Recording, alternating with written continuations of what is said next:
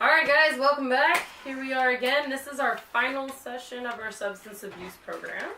So the theme of today, we're going to go over pretty much the tree of addictions and what everything it leads into. But first, it was brought to my attention that on our sheets that we had last week, these ones, I think you guys still have them. So these ones I forgot to do the back, so that was on me. So if we could get them out, it's just for the substance use assessment. And we could read through them real quick, and we'll fill them out as we go. So who wants to volunteer and read the first? I read. You don't know how to read? No. It's fine. No, I'm illiterate. Oh, that's fine. There's no educated, although we're college students. Have your relationships with friends, family, or significant other ever been strained or damaged by your drug/alcohol use? All right. So then you'd mark yes if you feel that your relationships, friends, and family have been affected by your drug or alcohol use, substance of choice that you were on. Okay. Who would like to read the second? Have you ever had difficulty reducing or ending your drug/alcohol use? Never. All right. So yes if it was difficult, or you had didn't have issues. No. It's easy. Have you ever missed work or reduced productivity judgment at work due to drug or alcohol? Ooh, work. That was a consequence I forgot to mention because we brought up the school one. It's Allison. Yeah. Not showing up to school. That was a lot of us Yeah. back in the day. Let's see. Here, I'll read a couple. Have you ever used drugs/alcohol to self-medicate anger, depression, anxiety, or other negative emotions? I don't know about you guys, but I feel like everyone at this table might have done that at one point. Because I personally done it. No. No, That's Allison? for fun. Oh my goodness. Well, that's okay, because I hear that it's worse if you do it with anger and sadness, so. Very Weird. good. Oh, I know. Yeah. Have you ever spent a great deal of time thinking about using or thinking about how to obtain your drugs or alcohol? Alright, so yes or no?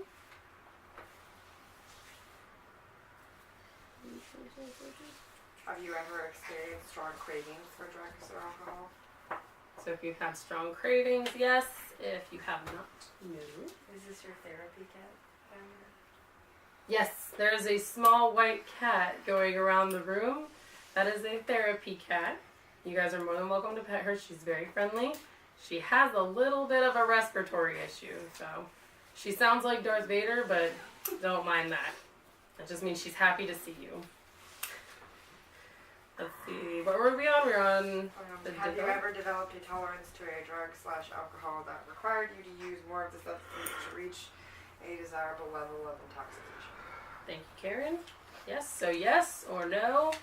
If you don't know, you can just say it. Not sure. Have you ever operated a vehicle or engaged in a dangerous activity while under the influence of drugs or alcohol? So remember, guys, everything you Responsible answer on drug addict. this, because we are touching on some touchy subjects of drugs.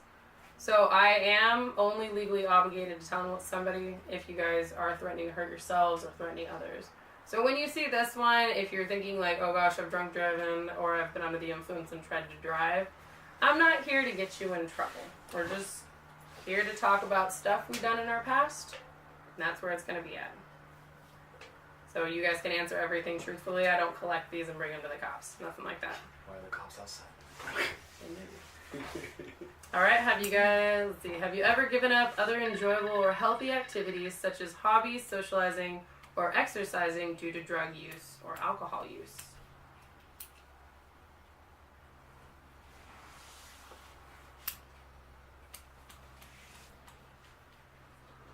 Let's see, on to the next one.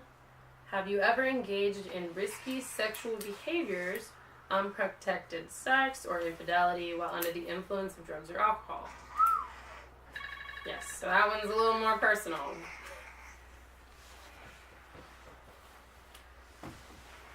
And the last one, have you ever experienced withdrawal symptoms such as hangover, physical discomfort, or irritability due to abstinence from a drug?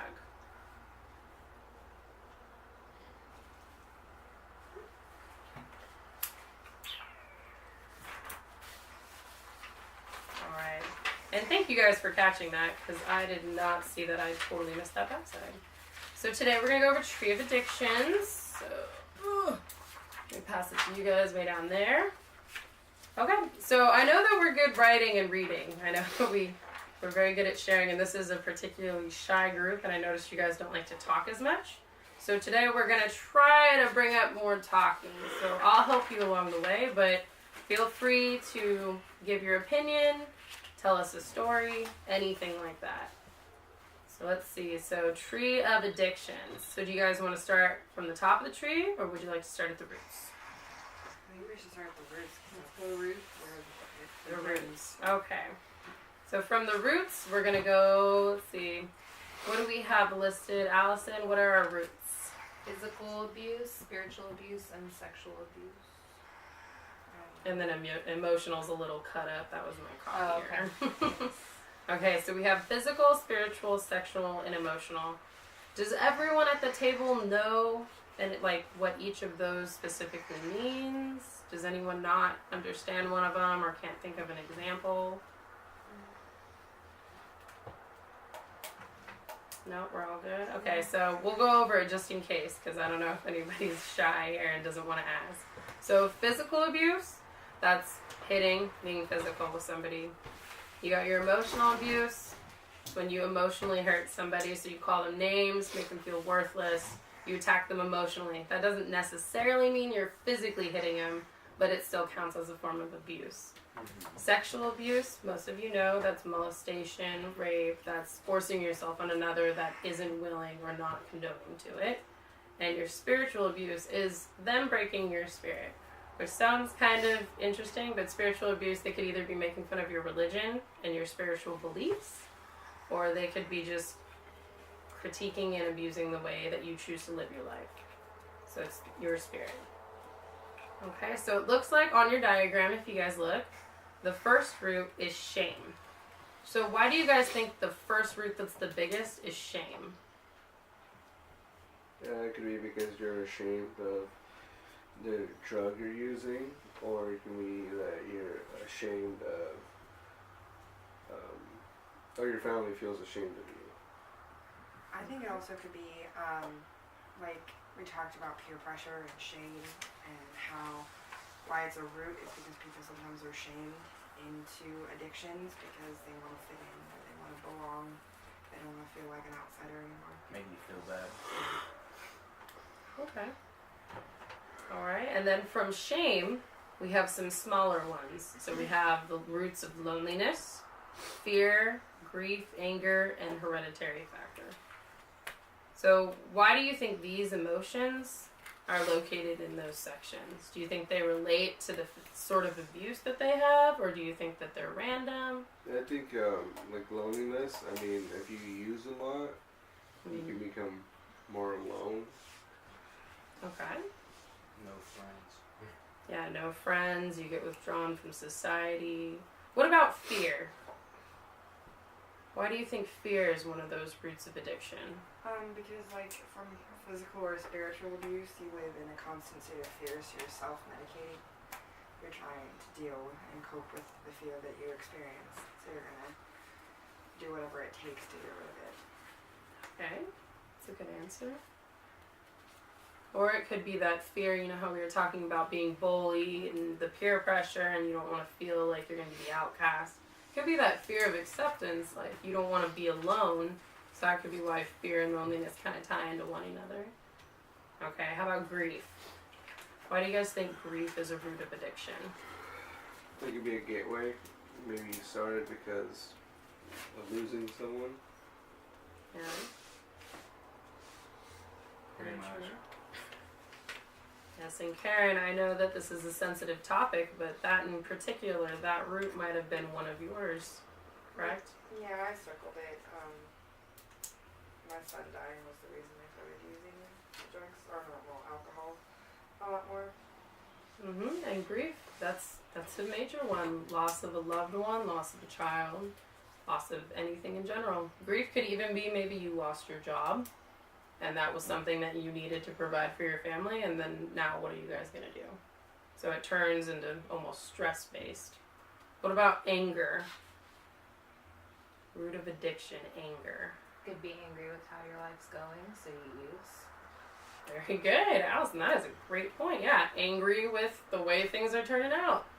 I mean, we're getting older. Maybe you're not where you were at. You thought you'd be the next Bill Gates. It's not working out. You're angry. What else? What else would make you angry? That makes you turn to addiction. Well, like the whole rebel life, angry at your parents or whatever, so you do drugs and things like that. That's true. Very good. I mean, you could have even seen a parent do it and thought, well, dad's angry all the time or mom's angry all the time, so it's okay to be angry. Let's see. And then we're going to go up the tree. So we're going to leave and go up to addictions on your guys' diagrams. So the first branch we get to is alcohol. It's on the right. So let's see. Tree of addictions. Alcohol. Do you guys think alcohol is something you can get addicted to? No. Yes. All right, no, that's good. So we have two different answers, which is totally okay. So what we're going to do is we're going to hear one from each side. So, Billy Joe, why do you think that alcohol is not addictive? Because it doesn't have anything addicting in it. Okay, so the chemicals. Yeah. Okay, why else? Yeah. Okay, so just the chemicals. In your you've had alcohol before, correct? Mhm. So in your personal experience, did you feel like you were reliant on it, or did No. you feel like, no, you could just drop it at any time? Just walk away. Okay. Okay, and then Karen, why do you think it is? Why do you think this is addictive? Well, I mean, it does alter your perception. If you get drunk enough, it creates more and try it later, like what Allison said. And then, if she refuses, her uncle might pressure her anyway to keep trying it because, you know, if he's anything like my uncles, they would do. They would hound you to try it at least once. Does anyone have anyone in their family like that? Likes to push the beer, and if they're into something, they want to push you into it? Yeah, definitely have a few uncles like that myself. Alright guys, well we are out of time for our session today. But as a wrap up, so just remember that you guys can keep this tree of addictions and use it as a reference, and you can use it to refer back to remind yourself why you got addicted in the first place. But before you guys leave, make sure that you guys do your post-assessment, because you know how we did the pre-assessment before we left on our first session. You want to do your post-assessment, and it's just to see if your minds have changed, your thoughts have changed, or maybe if you learned anything new.